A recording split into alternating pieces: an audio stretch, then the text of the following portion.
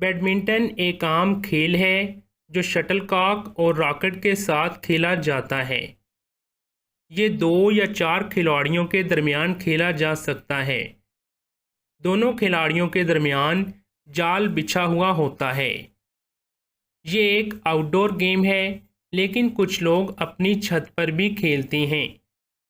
Badminton का मैदान मुस्ततिल होता है।